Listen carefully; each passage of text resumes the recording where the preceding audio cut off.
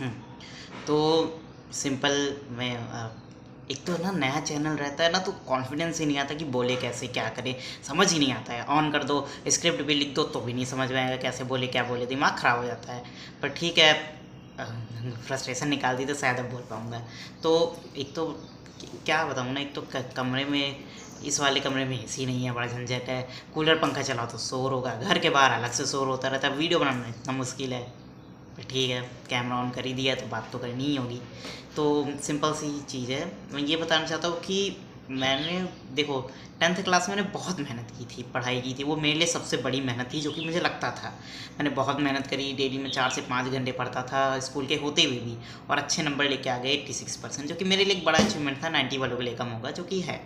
तो क्योंकि मैं पहले बिल्कुल भी नहीं पढ़ता था, फिर मैंने सोचा कि अब मैं पढ़ूंगा और नंबर लेके आऊँगा। पता नहीं कैसे, पर मैंने पढ़ा। इसके बारे में कभी और बात करेंगे। हाँ, एक तो लग रहा है जैसे कोई सुन लेगा मेरी बातें, पर ठीक है, चलो। तो मैंने जैसे करके वीडियो वीडियो क्या बोल रहा हूँ, पढ़ाई की। ठीक, उसके बाद जैसे ही मैं कॉलेज में था, अब कॉलेज में मेरा इलेक्ट्रॉनिक का एग्ज़ाम होना था। अब मैंने कुछ पढ़ा नहीं था। सर क्लास में बोलते हैं कि अगर किसी को हेल्प चाहिए हो तो मेरे पास आ सकता है, मैं बता दूंगा क्या टॉपिक पढ़ना है। मैंने कहा चलो। मैं गया अपने दोस्त के साथ, बातचीत किया, पर मुझे पता चला ये टॉपिक करना है। मैं करने लग गया, पढ़ने लग गया उन टॉपिक्स को। तो टॉपिक्स पढ़ रहा हूँ मैं। फिर टाइम बीता, लेकिन एग्ज़ाम बहुत पास थे और नहीं हो पाया वो सारे टॉपिक्स। नहीं, टीचर से ज़्यादा हेल्प हो पाई, क्योंकि टाइम ही नहीं था। टीचर तो हेल्प कर दे, पर मैं क्या कर पाऊँगा, इतना कम टाइम में नहीं हो पा रहा था। उसके बाद फिर सिंपली एक पता चला कि एक दिन का ही गैप है एग्ज़ाम में, बीच में। और उसी में, उसके जस्ट अगले दिन इलेक्ट्रॉनिक होगा, एक सब्जेक्ट होगा, उसके बाद एक दिन का गैप, फिर इलेक्ट्रॉनिक का एग्ज़ाम। बहुत बड़ी बेवकूफ़ी की है इन लोगों ने, पर चलो ठीक है। तो मैंने जैसे ही एग्ज़ाम दिया, उससे पहले वाला एग्ज़ाम देकर आया, मैंने सोचा अब चाहे जो हो जाए, सुबह पूरा दिन पढ़ूंगा लगातार, एक भी डिस्ट्रैक्शन नहीं होगा।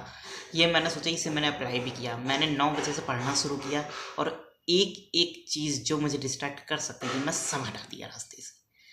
कभी कभी होता नहीं कि हम लोग जाते हैं 1 सेकंड के लिए कि यूट्यूब पे ये सर्च करने का, और 2 घंटे के लिए स्क्रॉल करने लग गए। तो मैं यूट्यूब पे जाता ही नहीं था, जब मैं जाऊँगा ही नहीं तो 2 घंटे के लिए स्क्रॉल क्या करूँगा। तो मैं सिंपली हर चीज़ बस बुक से ही पढ़ने की कोशिश कर रहा था, बुक्स से नहीं, नोट्स से पढ़ रहा था। अब नोट्स तो ढंग की बनी ही थी मेरे पास।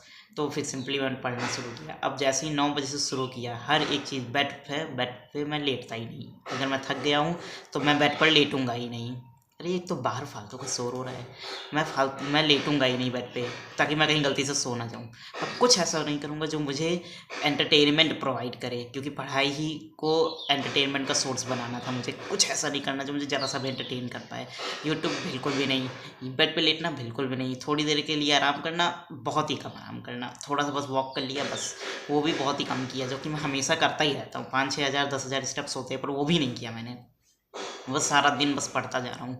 ऐसे ही करते करते 9 से 12 बजे तक मैंने एक टॉपिक, मॉसफेट नाम का एक टॉपिक था, वो एग्ज़ाम में हर बार रिपीट हुआ। तो मैंने कहा ये तो एकदम से रट लूँगा, 7 नंबर कंफर्म कर लेता हूँ, क्योंकि 70 नंबर का पेपर, 7 नंबर मैक्सिमम मार्क्स का क्वेश्चन होता है। तो मैं सोचा 7 नंबर यहाँ से तो निकालने ही निकालने हैं। मैंने 4 घंटे लगा के मॉसफेट को रटा। और पूरा मॉसफेट जब मुझे रट गया, हो गया कि हाँ डायग्राम के साथ मैं अच्छे से लिख पाऊंगा, तब जाके मैं दूसरे क्वेश्चन करना शुरू किया। मैंने 4-5 नहीं, सर 5-6 टॉपिक डिसाइड किए थे, जिनमें से मैंने जैसे 5 ही टॉपिक किए होंगे। 2 टॉपिक मेरे रह गए थे, याद नहीं, शायद 6 या 7 टॉपिक होंगे। 2 टॉपिक मेरे 2-3 रह गए थे। उनका कोई बात नहीं, अब टाइम है नहीं, पढ़ते रहो। जैसे करता गया, पढ़ते पढ़ते फाइनली रात हो गई। अब मैंने अपने दोस्त से कहा कि देखो, या तो रात भर जग जाओ, या तो फेल हो जाओ। मैं सोने वाला नहीं था। ये मेरा पहली बार था कि मैं एग्ज़ाम से पहले सो नहीं रहा था। मैं फिर मेहनत करता गया, रात भर पढ़ा। अब रात को जगने का भी कोई वो नहीं है, क्योंकि जग भी जाओ तो कितना ही टाइम मिलता है, 5-6 घंटे बस। इतने में क्या होगा। बट फिर ठीक है, जो मिल रहा है मिले, क्या कर सकते हैं। तब भी मैं पढ़ने के बाद फाइनली रिवीजन किया, सब कुछ किया। फिर मैं 6 से 7 सो गया। मतलब चलो 1 घंटे सो जाते हैं। फिर सुबह रिवाइज करते हुए रास्ते भर गया। फिर कॉलेज में आया, देखा तुरंत मॉसफेट वाला क्वेश्चन ढूंढा, और वो फाइनली क्वेश्चन वहीं पर था, मिल गया। उसको सॉल्व किया, वहाँ 7 नंबर हुए। फिर थोड़ा थोड़ा और करके फाइनली मेरा हो गया पूरा, और मैं पास हो गया एग्ज़ाम में। शायद 24 नंबर थे, तो चलो पास हो गया। यही 24 21 में पास होते हैं, और 24 आ गया, तो मतलब कि मैं पास था। तो उसके अलावा जो बीच में जो टाइम था उसमें भी मैं खाना भी खाने गया तो सिर्फ 10 मिनट में खाना खत्म किया।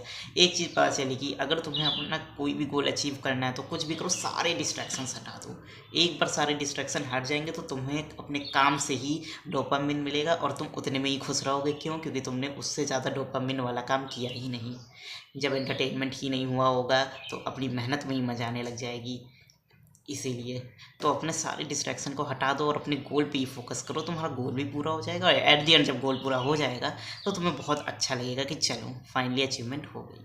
तो यही मैं सिंपली कहना चाहता हूँ कि भाई सारे डिस्ट्रैक्शंस को हटाकर अपने गोल पे पूरा फोकस डालो तो फिर बहुत सही रहेगा। यही एक तरीका है, मुझे लगता है अगर कुछ भी अचीव करना है लाइफ में तो ये बहुत सही रहेगा कि अपने सारे डिस्ट्रैक्शन हटा दो और जितना भी चीज़ें हैं उनको पूरा करो सारे टास्क। फिर चाहे तो लास्ट में डिस्ट्रैक्शन या एंटरटेनमेंट वाली चीज़ें लाओ।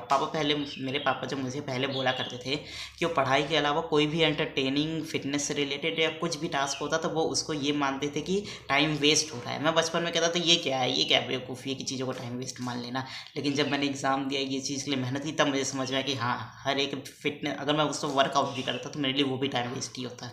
तो पापा की कहना एकदम सही था कि ये टाइम वेस्ट है अगर तुम अपने गोल के अलावा कुछ और कर रहे हो तो पहले दिन भर में अपने सारे अब देखो मेरा तो अगले दिन ही एग्ज़ाम था इसलिए मैं एग्ज़ाम पढ़ाई के अलावा कुछ और नहीं कर सकता था। लेकिन अगर तुम्हारा कोई गोल है जो 5 साल तक मेहनत करते रहने से ही मिलेगा तो डेली उसको करने के लिए जो 5-6 टास्क बनाए हैं उनको कंप्लीट कर लो, फिर एंटरटेनमेंट करो। वो टास्क पहले होना चाहिए, कभी भी एंटरटेनमेंट वाली काम पहले नहीं आनी चाहिए।